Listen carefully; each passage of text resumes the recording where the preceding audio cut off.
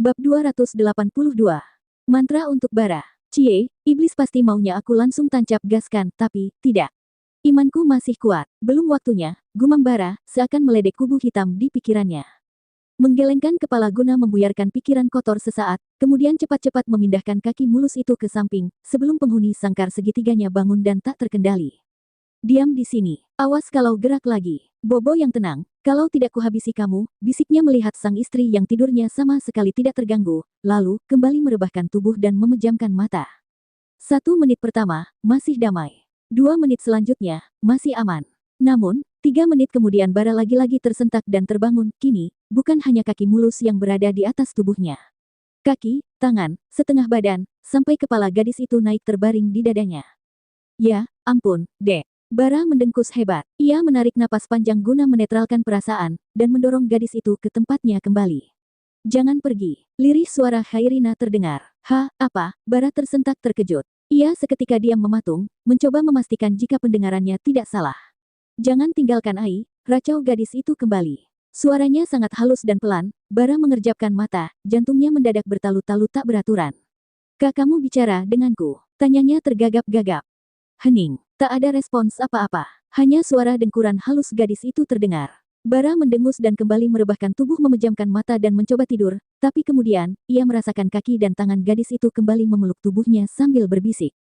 Kak Bara, jangan pergi. Kali ini, Bara bisa mendengarnya dengan jelas, sebab suara itu menampar tepat di telinganya. Serta-merta Bara berbalik menyamping, menghadap istrinya. Asteris, coba katakan lagi. Tagihnya menunggu. Gadis itu diam, masih tidur, dan mungkin sedang bermimpi. Jiah, ngelindur nih bocah. Bara mengulum senyum dan mengusap lembut pipi istrinya. Aku gak akan pergi, Dek sayang. Aku di sini dan selalu akan ada di dekatmu. Kenapa? Kangen denganku? Ya. Bara tergelak dan geleng-geleng kepala. Astaga, bisa gila aku kalau begini sampai pagi, tandasnya seraya terkekeh geli. Akan tetapi, mendadak terdiam saat melihat kelopak mata gadis itu terangkat. Bola mata berwarna coklat gelap, menatapnya sayu. Dek, jantung Bara berdetak kencang seketika terkesiap, dan terpaku beberapa detik lamanya. Sampai akhirnya tersadar saat merasakan telapak tangan gadis itu sudah menempel di pipinya. Ai merindukan kakak, lirih gadis itu berucap, seketika melambungkan perasaan Bara ke langit ketujuh. Belum sempat Bara tersadar dari perasaan mengawang-awang, ia kembali dikejutkan oleh sesuatu yang sudah menempel ringan di permukaan bibirnya. Lembut, hangat dan manis. Disertai terpaan napas yang merasuk ke dalam penciumannya, sukses menghadirkan getaran-getaran panas, yang dengan cepatnya merambat ke seluruh tubuh. Tentu saja, Bara tidak menyia-nyiakan kesempatan itu. Ia membuka mulut dan memperdalam ciuman mereka, melumat, menggigit dan mengeksplorasi tanpa batas. Dan gadis itu, memberikan sedikit respons yang kaku, segera Bara menggulingkan tubuh, bergulir naik ke atas, tanpa melepaskan pagutan sama sekali. Seperti musafir yang baru bertemu air, Bara benar-benar melepaskan dahaga yang bersarang dari mulut, turun ke leher. Menjelajahi keseluruhan sisinya, mengecup, menggigit kecil dan menghisap. Bara seperti bukan lagi dirinya. Hasrat menguasai dan membawanya semakin menyusuri turun ke dada. Sampai kemudian ia merasakan tak ada pergerakan dari istrinya itu lagi, Bara langsung menghentikan kegiatan. Ai, panggilnya. Zes, hanya suara dengkuran halus yang terdengar. Serius, kamu tidur? Pekik Bara tak percaya. Ia mengguncang pelan tubuh istrinya yang terkulai. Ai, panggilnya lagi membangunkan, tapi gadis itu bergeming. Malah dengkurannya semakin terdengar. Ya, ampun. Masa tidur? Tanyanya dengan nelangsa. Woi, bocah. Bangun, jangan tidur dulu. Ini di bawah sudah ikutan bangun nih. Woi. Astaga, tanggung jawab dulu, Neng, baru tidur. Pekiknya sambil terus mengguncang gadis itu agar tersadar, gadis itu memang membuka mata, hanya setengah dan tampak sangat sayu. Tersenyum tipis dan berucap. Abdi bogoh ka anjen, Kak, lirihnya pelan. Sebelum kemudian memejamkan mata dan ngorok kembali. Bara jelas terpaku membeku, layaknya seonggok daging tak bernyawa. Ini sihiril dicampakkan setelah diambil madunya. Kamu jahat, Dek. Masa roasting abang sampai segininya? Udah dipancing, sekarang dikatai apa tadi? Bodoh kak anjing. Astaga, kok nyesek? Ya. Bara menarik diri dari atas istrinya dan melempar pantatnya terduduk. Memandang nanar istrinya dengan perasaan dongkol setengah mati. Ya Tuhan. Perkosa istri sendiri dosa gak ya? Gumamnya seraya garuk-garuk kepala, matanya menyapu penampilan istrinya yang sudah berantakan. Kemeja piyamanya sudah setengah terbuka. Bagian atas dadanya yang tidak memakai penghalang menyembul keluar dengan menantang. Sementara, astagfirullah, Bara mencengkeram kepala dan serta-merta melompat turun dari ranjang, mencak-mencak seperti orang kesurupan. Ya ampun, Bar, kok ganas amat kamu? Rutuknya menyesali diri. Ini gimana kalau dia bangun? Tanyanya kebingungan, entah pada siapa. Matanya kembali menyapu penampilan istrinya dan meringis menggigit ujung jarinya seperti orang bodoh. Tenang, Bar, tenang. Jangan panik, pasti nanti dikira cuma gigitan nyamuk. Oke, tenang. Besok pagi pasti sudah hilang, tukasnya mencoba menenangkan diri. Cepat naik ke ranjang, dan membenahi penampilan istrinya. Mengancingkan kemejanya dan memakaikan selimut. Kemudian ikut merebahkan tubuh, kali ini menjauh ke ujung tepian ranjang. Sudah kapok dekat-dekat lagi. Tenang, Bar, jangan takut. Dia cuma mengira ini mimpi. Ya, hanya mimpi. Wong tidurnya saja sangat lelap. Tenang, jangan panik, jangan takut, jangan gugup, biasa saja. Ayo tidur. Sepanjang malam yang tersisa, Bara terus berusaha menenangkan diri sendiri. Sampai akhirnya kantuk membawanya jatuh terbuai. Bara baru merasakan nyenyaknya tidur, saat kemudian merasakan tepukan lembut di pundaknya. Laki-laki itu sontak terlonjak kaget dari tidurnya. Bukan saya, Dek. Sumpah, bukan saya. Nak, ini emak. Bara tercengang sepersekian detik, mengucek mata dan meraih seluruh kesadaran, sebelum kemudian menyengir malu. Oh, emak, ada apa, Mak? Asteris sudah hampir subuh, sebentar lagi Ai bakal bangun, kamu mau pindah ke sebelah. Lekas Bara mengangguk. Ia langsung beringsut turun dari ranjang dan terbirit-birit berlari ke kamar sebelah. Kirana hanya mengerjap-ngerjap bingung melihat menantunya, dan baru tersadar begitu melihat sesuatu yang merah di leher putrinya. Wanita paruh baya itu mengulum senyum, dan geleng-geleng kepala. Pagi harinya, semua sudah berkumpul di meja makan. Termasuk dengan Kai dan Areta yang sama-sama terlihat berwajah masam, sepertinya mereka belum juga berbaikan.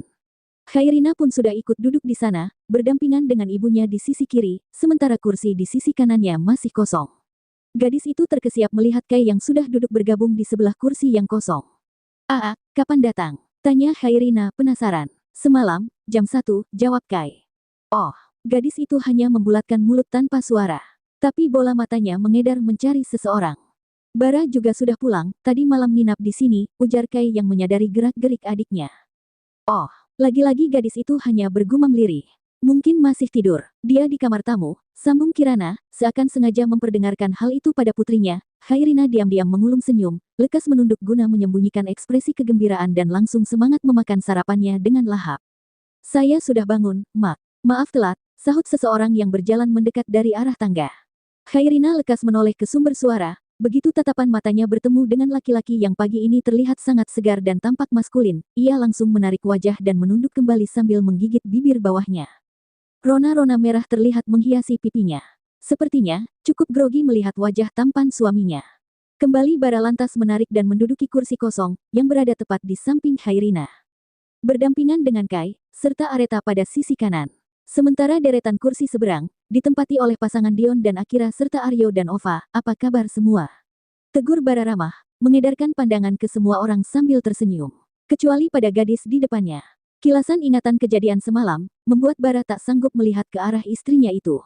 Rasa gugup dan panik mendera, takut-takut jika gadis itu mengingat kelakuan brutalnya, dan malu dengan jejak kemesuman dirinya.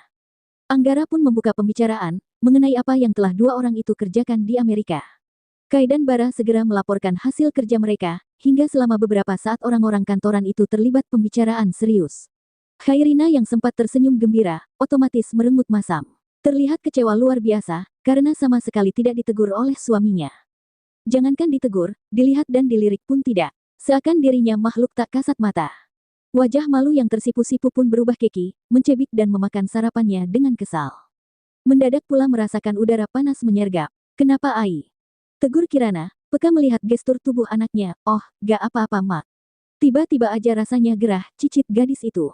Kedua tangannya, serta-merta terangkat mengikat rambut ke belakang menjadi satu, sehingga apa yang terukir di lehernya langsung terlihat jelas. Dan orang pertama yang langsung melihat itu adalah Ova, yang duduknya tepat berhadapan dengannya.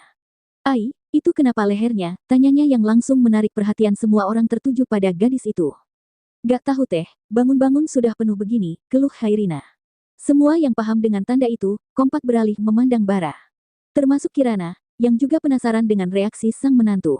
Sedangkan Anggara, hanya geleng-geleng kepala dan tak mau ikut campur urusan anak muda.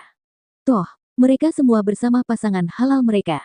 Jadi, tak ada alasan untuknya ikut ke dalam pembicaraan itu. Lebih memilih melahap sarapannya, dengan tenang. Bara yang mendapat banyak pelototan mata, langsung tersedak makanan. Ia melirik istrinya sekilas, lalu buru-buru meraih gelas dan meneguk isinya hingga tandas.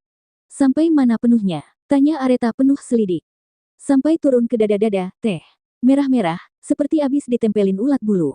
Kai lantas memberikan pelototan mata pada Bara. Bara, lekas menggelengkan kepala, sambil merapatkan kedua telapak tangan di samping meja sebagai gestur meminta maaf pada Kai. Wih, parah amat sampai ke bagian itu. Aretha sengaja mengeraskan volume suara ke arah Bara. Bara lekas memberi isyarat mata yang dibalas Aretha dengan leletan lidah. Emangnya kamu gak sadar kalau ada ulat bulu yang merayap di tubuhmu? Tanya Akira, sambil menahan senyum. Gak ada ulat bulu, teh. Ai, gak pernah main dekat tanaman. Gak tahu ini apa. Gak gatal kok. Cuma emang sedikit perih, keluhnya memberondong, diam-diam matanya melirik Bara, berharap laki-laki itu menegur dan memberi perhatian. Sayangnya, suaminya itu malah menunduk seakan tak ingin melihat dirinya. Paling semalam ada serangga mesum yang diam-diam menggerogoti tubuhmu dek, sindir Aryo, sambil melirik Bara. Emangnya ada serangga mesum, kak? Adalah, dek. Bara semakin panik dan gelisah di tempatnya, menggaruk-garuk kepala, dan memberi isyarat mata pada kawan-kawan agar berhenti membahasnya. Namun, bukan Aryo namanya kalau langsung diam begitu saja.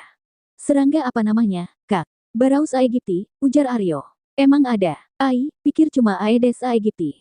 Masih serumpun, satu sekte deh. Tapi yang ini, sejenis nyamuk raksasa penyedot. Sukanya cuma sama darah manis. Khairina manggut-manggut mengerti dengan polosnya, sementara yang lain sibuk menahan tawa. Sudah. Itu cuma karena alergi, ujar Kirana menengahi, tidak tahan melihat menantunya dibuli. Kamu ada alergi seafood kan Ai, kemarin, makan kepiting banyak. Mungkin karena itu, lanjutnya. Oh, iya, Mak. Khairina mengiyakan cepat. Nah, berarti yang kamu makan itu barah yura, tukas Aryo. Apa lagi tuh, Kak? Tanya Khairina penasaran masih tidak sadar dengan jokes Aryo, kepiting lah, dek. Itu nama latinnya. Oh, gitu. Apa tadi, Kak? Bara ciura, ulang Aryo dengan memberi penekanan pada kata bara. Bara yang sudah kena mental, sontak berdiri tiba-tiba. Maaf semuanya, Mak, Pak Bos, saya pamit kerja duluan, tuturnya sambil menarik Kai. Yok, Kai. Berangkat sekarang. Buru-buru amat, aku banyak kerjaan yang tertinggal.